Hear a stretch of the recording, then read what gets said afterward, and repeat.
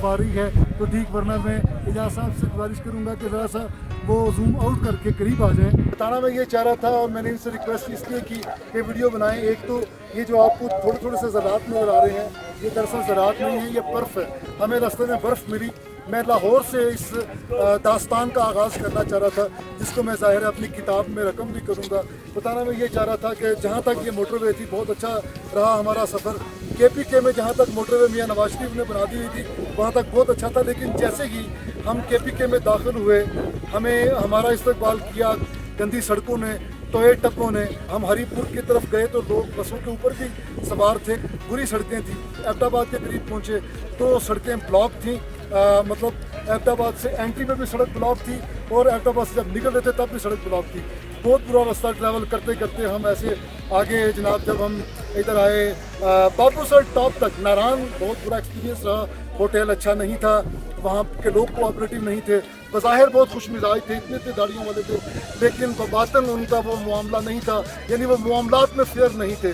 तो नमाज रोज़ा या दाढ़ी और चीज़ है, मामलात और चीज़ है, तो उनके मामलात से हमारा दिल बड़ा घटा हुआ। उसके बाद बाबूसर टॉप पे हमें यालाबारी मिली और जैसे ही ज़रा सा हम नीचे आए तो अच्छा लैंडस्केप देखने को मिला।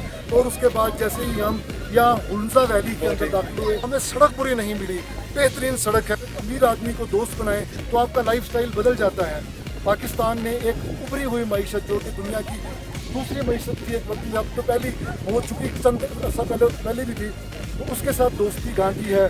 यहाँ से सारा माल जाएगा, पाकिस्तान को एनरिच करता चला जाएगा और गवादर का पोर्ट ऑपरेशनल होगा और ज़ाहिर है कराची में से ये सारी ट्रेड होगी तो इसके समरात सारे खिते में पड़ेंगे। जैसे कि एक सीनियर पॉलिटिशियन ने कहा था जो कि तकरीबन 80 साल के हैं, उन्होंने कहा था कि अब ये 21वीं सदी है, ये हम बरसगीर के लोगों की सदी है, अब हमने तरक्की करनी है। ये जो 2.5-3 अरब लोग हैं, जिसमें 1.5 अरब चीन के, 1.5 अरब इंडिया के और हम बाकी पाकिस्तान के, नेपाल के, श्रीलंका के, बांग्लादेश के, और ये तरक्की सिर्फ इसी वजह से होगी क्योंकि ये मशरिक से उभरते हुए सूरज को ज़रा देख। मुर्शिद इकबाल ने कहा था यही वो सूरज है जिसकी तरफ उन्होंने गिरा ख्वाब चीनी संभलने लगे, हिमालय के चश्मे उबलने लगे, गया दौरे सरमायादारी गया, तमाशा दिखाकर मदारी गया। ये मैं चीन के उस बॉर्डर पे हूँ जहाँ पे रसूलुल्लाह सल्लल्लाहु अलैहि वसल्लम ने कहा था इल्म हासिल करो चाहे तुम्हें चीन जाना पड़े।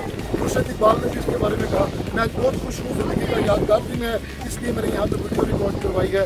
सारा रास्ता हम तस्वीरें खींचते रहे, वीडियो बनाते रहे, लेकिन जनाब यहाँ से हमारे ये तमाम दोस्त के साथ हैं और ये मैं अपने पेज पे डालूँगा, अपने चैनल पे डालूँगा और I request all the foreigners to come over here. Pakistan is a beautiful country. Pakistan is as beautiful as any other beautiful country can be. Thank you very much. Saying goodbye from Punjab, China border.